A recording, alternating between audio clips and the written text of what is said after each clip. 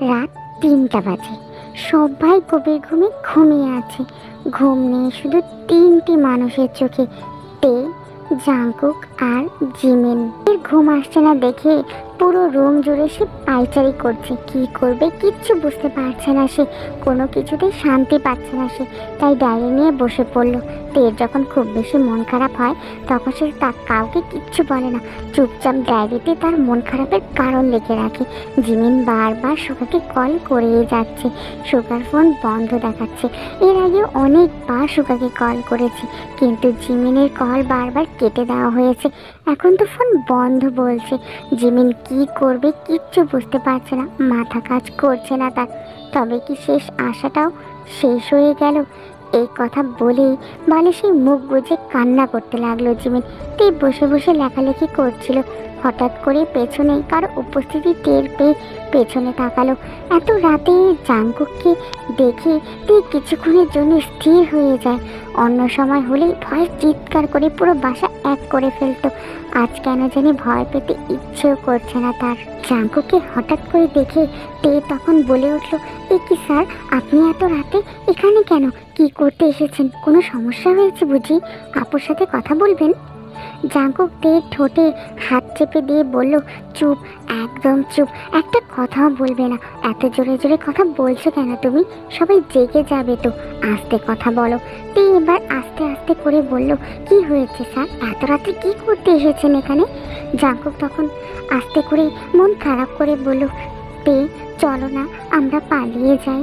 জাংকুকের কথায় তে বেশ অবাক হয়ে গেল আর বলল, স্যার আপনি কি পাগল হয়ে গেছেন? এই কথা বলতে এত রাত্রে এসেছেন আপনি? আপনি কি আমার সাথে মজা করছেন? জাংকুক এবার তের দুই গালে হাত দিয়ে বলল, আমি তোমাকে ভীষণ ভালোবাসিতে, আর তোমাকে ছাড়া আমার পক্ষে অন্য কাউকে স্ত্রী হিসেবে গ্রহণ করা সম্ভব না। প্লিজ চলো না তে, আমরা পালিয়ে যাই। এখনো সময় আছে, দেরি হয়ে যাবার আগে চলো আমরা চলে যাই এখান থেকে। আমি তোমাকে ভীষণ ভালোবাসিতে, বিশ্বাস করো, তোমাকে না পেলে যে মরে বেঁচে থাকতে হবে আমার, যাকে বলে জীবন্ত লাশ। জাংকুকের কথাগুলো তীর কলিজা ছেদ করে বেরিয়ে যাচ্ছে। না, জাংকুকের কথাগুলো আর সহ্য করা যাচ্ছে না। জাংকুকের কথাগুলো মেনে তার সাথে যাওয়াও যাবে না। চলে গেলে যে সবটাই শেষ হয়ে যাবে। তুই তখন মনে মনে ভাবছে, আমি নিজেই সব কিছু শেষ করেছি। সেদিন যদি আমি রাজি হতাম তাহলে আজ এত কিছু হতো না। তে তখন জাংকুককে রেগে বলল, আপনি কি পাগল হয়ে গেছেন স্যার? আপনি আমাকে ভালোবাসেন, আমি না। আর আমি যাকে ভালোবাসি না তার সাথে সারা জীবন কীভাবে সংসার করব?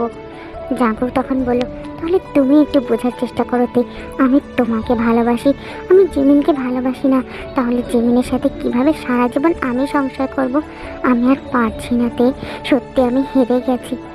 আমি রাগ করে জিমিনের সাথে বিয়েতে রাজি হলেও তোমাকেই আমি ভালোবাসিতে, তোমাকেই চাই আমি। এখন আমি কি করব বলো? বাবা মায়ের সম্মানের দিকে তাকিয়ে বিয়েতে রাজি হয়েছিলাম। তে তখন তার ছেলের হাসি দিয়ে বলল, আপনার বাবা মায়ের সম্মান আছে আর আমার বাবা মায়ের সম্মান নেই? সেটা আমি আপনার জন্য নষ্ট করে দিব? চলে যাব আপনার সাথে? দেখুন স্যার, আপনি যদি এখান থেকে না যান আমি বাধ্য হব সবাইকে ডাকতে। জাংকুক তখন বলল, প্লিজ তে, আমার সাথে চলো, আমি ভালো থাকতে পারবো না তোমাকে ছাড়া। জানোতে আমার না বাঁচার অনেক ইচ্ছে, আমি না অনেকগুলো বছর তোমার সাথে বাঁচতে চাইতে। তে মনে মনে ভাবলো, না, এভাবে কথা বলতে থাকলে আমি আর নিজেকে জাংকুকের সামনে কন্ট্রোলে রাখতে পারবো না। যে করেই হোক না কেন জাংকুক স্যারকে তো এখান থেকে যেতেই হবে। তে তখন বলল, আপনি যাবেন স্যার, নাকি আমি মাকে ডাকবো? এই কথা বলেই তে মা মা বলে চিৎকার করতে শুরু করলো। জাংকুক তখন তেকে বলল, তে একটা বার ভেবে দেখো, একবার যদি মুখ ফিরিয়ে নাও তাহলে কিন্তু সত্যি বলছি আমি আর কোনো দিনও ফিরে তাকাবো না তোমার দিকে। তে তখন বলল, তাতে আমার কোনো কিছু যায় আসে না স্যার, আপনি চলে যান। তের চিৎকার শুনে জিন সেখানে চলে আসলো আর তেকে বলল, কি হয়েছে রে তে, চিৎকার করছিস কেন? জিনের চিৎকার শুনে জিমিন তখন তাড়াতাড়ি করে তের রুমে আসলো। তখনই জিন জাংকুককে দেখে বলল, এই কি জাংকুক বাবা, তুমি এখানে? কোনো সমস্যা হয়েছে বাবা? জিমিন তখন মনে মনে ভাবলো, আমি যা ভেবেছিলাম তাই হলো। স্যার তাহলে তেকে সত্যি ভালোবাসে, কিন্তু আগে আমার পরিস্থিতি ঠিক করতে হবে। জাংকুক আর তেকে যেভাবেই হোক মায়ের হাত থেকে বাঁচাতেই হবে। জিমিন তখন তার মা জিনকে বলল, মা তুমি যাও তো রুমে, আমি স্যারকে ডেকেছিলাম। আর তে তার তো কোনো কাণ্ড জ্ঞানই নেই, গরুর মতো চিৎকার করা শুরু করে দিল। জিন কিছু না বলেই সেখান থেকে চলে গেল। জিন চলে যাবার পর জিমিন তাড়াতাড়ি করে দরজাটা লাগিয়ে দিল আর তেকে বলল, তে তুই একটু ব্যালকনিতে যা, আমার জাংকুক স্যারের সাথে কিছু কথা আছে। তে জিমিনের কথা মতো চুপচাপ ব্যালকনিতে চলে গেল। জাংকুক তখন জিমিনকে বলল, জিমিন তুমি মিথ্যা কথা বললে কেন? তুমি তো আমাকে ডাকোনি, আমি তো নিজে থেকে এসেছি। জিমিন তখন বলল, স্যার আপনি থেকে ভালোবাসেন তাই না? তাহলে আমাকে কেন বিয়ে করছেন বলেন তো? আমার জীবনটা এভাবে নষ্ট করে দিবেন না স্যার। আমি আপনাকে ভালোবাসি না, আমি আপনাকে বিয়ে করতে পারবো না, আমি অন্য কাউকে ভালোবাসি। প্লিজ আপনি বিয়েটা ভেঙে দিন স্যার। জাংকুক তখন জিমিনকে বলল, তাহলে তুমি কেন বিয়েতে রাজি হলে জিমিন? জিমিন তখন বলল, স্যার আমি বাড়ির বড় মেয়ে, সব দায়ভার তো আমারই। তে না হলে বেঁচে গেছে, কারণ ও ছোট মেয়ে। আমি না বলে কোথায় যাব? আমার তো আর তের মতো বড় বোন নেই যার উপর সব দোষ চাপিয়ে আমি এখান থেকে চলে যাব। আমাকে বাঁচান স্যার, এই বিয়েটা হলে আপনি আমি তে কেউই সুখী হব না। আপনি সেটা খুব ভালো করে বুঝতে পেরেছেন। সবই বুঝলাম জিমিন, কিন্তু এই বিয়েটা ভাঙবো কি করে? আপনি তেকে বিয়ে করে নেন স্যার, তাহলেই তো হয়। জাংকুক কিছু বলতে যাবে তার আগে তে বলল, আপু আমি একটু নিচে যাব। এই কথা বলেই তে সেখান থেকে চলে গেল। জাংকুক তখন বলল, তে আমাকে ভালোবাসে না জিমিন, আর জোর করে কখনোই কোনো সম্পর্ক করা যায় না। তুমি আমাকে বিয়ে করে নাও, আর চিন্তা করো না, বিয়ের কয়দিন পরেই তুমি আমাকে ডিভোর্স দিয়ে দেবে। এরপর তুমি তোমার ভালোবাসার মানুষটার কাছে চলে যাবে, আমি তোমাকে আটকাবো না জিমিন। কিন্তু স্যার, কোনো কিন্তু না। জিমিন আমাকে বাঁচিয়ে দেওয়ার জন্য তোমাকে অনেক অনেক ধন্যবাদ। তে নিচে গেল, তখনই জিন তাড়াতাড়ি করে তেকে তার রুমে নিয়ে গেল আর তেকে রাগী কণ্ঠে বলল, তে তুই আমার মাথায় হাত দিয়ে বল, জিমিন আর জাংকুকের বিয়েতে তুই কোনো রকমের বাধা সৃষ্টি করবি না। মা তুমি কী সব কথা বলছো? পাগল হয়ে গেছো নাকি? আমি কেন আপুর বিয়েতে বাধা সৃষ্টি করতে যাব? নাটক করবি না তে, আমি জানি জাংকুক তোকে ভালোবাসে, আর তুইও জাংকুককে ভালোবাসিস। যদি উল্টাপাল্টা কিছু করিস তাহলে আমার থেকে খারাপ আর কেউ হবে না। মা তোমার কি মনে হয় আমি জিমিন আপুর সাথে এমন করব? তুমি খুব ভালো করেই জানো আমি নিজের চেয়েও বেশি জিমিন আপুকে ভালোবাসি, তাহলে আমি আপুর সাথে এমন কেন করব? জিন তখন বলল, মা আমাকে ক্ষমা করে দে, আমি কি করব বল? এত বছর পর মেয়ের মুখে একটু হাসি দেখতে পেয়েছি, তাই খুব ভয় হচ্ছে। মেয়েটা যখন কাইকে ভালোবাসতো তখন কাই তাকে বিয়ের কথা বলেও বিয়ে করেনি। সেদিন মেয়েটা খুব কষ্ট পেয়েছিল রে। তখন থেকেই সে ছেলেদেরকে বিশ্বাস করাই বন্ধ করে দিয়েছিল, কিন্তু এত বছর পর সে আবার নিজের ইচ্ছায় জাংকুককে বিয়ে করতে চেয়েছে। এখন যদি তার সাথে উল্টাপাল্টা কিছু হয় তাহলে যে সে ভেঙে পড়বে। মা আমাকে ক্ষমা করে দে, আমি কি করব বল? মা তুমি চিন্তা করো না, আমি জাংকুক স্যারকে ভালোবাসি না, আর আমি জিমিন আপু আর জাংকুক স্যারের বিয়েতে কোনো রকমের বাধা সৃষ্টি করব না। এই কথা বলেই তুই চুপচাপ আবার উপরে চলে আসলো। তেকে দেখে জিমিন তখন বলল, তে তুই চলে এসেছিস আর একটা কথাও বলবি না? তুই এখনই জাংকুক স্যারের সাথে চলে যাবি? এত রাতে কোথায় যাবো আপু আমি? কথা কম, চুপচাপ গেলেই দেখতে পারবি। স্যার ওকে আপনার সাথে নিয়ে যান। জিমিনের কথা মতো জাংকুকের হাত ধরে ব্যালকনির দিকে যাবে, ঠিক সেই সময় জিন রুমে চলে আসলো আর জাংকুককে দেখে বলল, দাঁড়াও, কোথায় যাচ্ছ তোমরা? আর তে তোকে একটু আগে আমি কি বললাম? তে তখন বলল, আমি কিচ্ছু জানি না মা, জিমিন আপু স্যারের সাথে আমাকে যেতে বললো, কি জানি একটা কাজ আছে। জিন তখন বলল, রাত 4টার সময় কি কাজ থাকতে পারে জিমিন?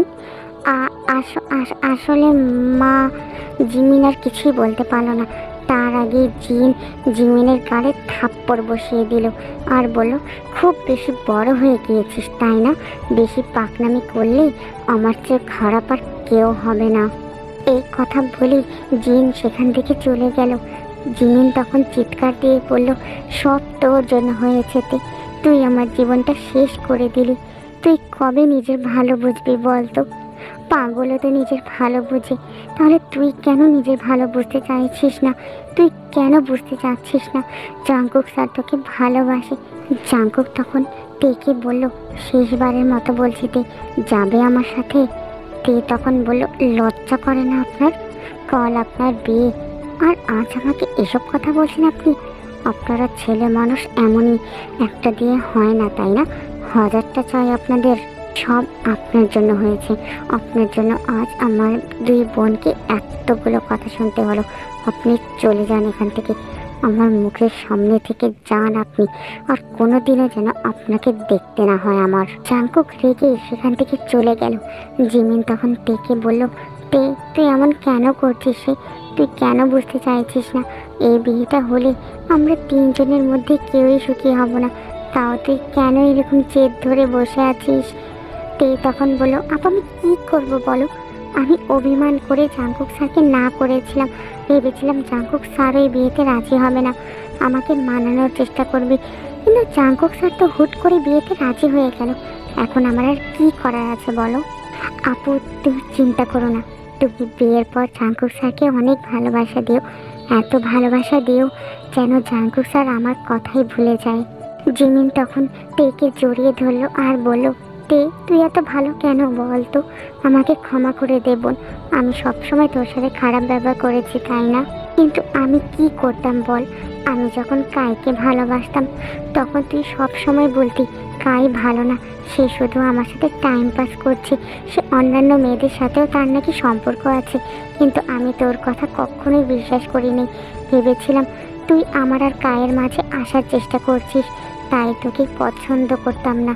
কিন্তু যখন কাই আমাকে বিয়ে না করে পালিয়ে গেল, তখনও ভাবলাম তুই হয়তো কাইকে কিছু বলেছিস, যার কারণে কাই আমাকে বিয়ে না করেই চলে গেছে, তাই তো তোকে আমি এত ঘৃণা করতাম। আমাকে ক্ষমা করে দিতে, আমি অনেক বড় ভুল করেছি তোর সাথে। উফ আপু এসব কথা বলো না তো, আমি তোমাকে অনেক ভালোবাসি আপু, আর তোমার সুখেই যা আমার সুখ আছে। এই কথা বলে আর জিমিন একে অপরকে জড়িয়ে ধরে কান্না করতে লাগলো। পরের দিন সকালে জিসো আসলো জাংকুককে ঘুম থেকে ডেকে তোলার জন্য। জাংকুকের রুমে এসে দেখলো জাংকুক কপালে হাত দিয়ে চোখ ঢেকে ঘুমিয়ে আছে। জাংকুক বলে ডাক দিতেই জাংকুক জিসোর দিকে তাকালো। নিজের ভাইয়ের এমন করুণ অবস্থা দেখে জিসোর খুব কষ্ট হচ্ছে। জিসো জাংকুককে দেখে কিছুটা ভয় পেয়ে গেল। জাংকুকের চোখ মুখ ফুলে আছে, চোখ লাল হয়ে আছে, দেখে বোঝা যাচ্ছে তার ভাই সারা রাত ঘুমায়নি, কান্না করেছে। জিসো তখন জাংকুককে বলল, ভাই তোর খুব কষ্ট হচ্ছে তাই না রে? এখনো সময় আছে, তুই বিয়েটা ভেঙে দিতে পারিস, তোকে বড্ড বেশি ভালোবাসিস, তাই না? আমি কি মাকে বলবো বিয়েটা ভেঙে দেওয়ার জন্য? জাংকুক তখন বলল, না আপু থাক, তার আর দরকার নেই, যা হচ্ছে হতে দাও। তেকে বোঝাতে পারিনি আমি যে তাকে আমি কতটা ভালোবাসি, কতটা চাই আমি তাকে, সে বুঝেও না বোঝার ভান করে আছে। কালকে রাতে গিয়েছিলাম আমি তের কাছে, অপমান করে তাড়িয়ে দিয়েছে।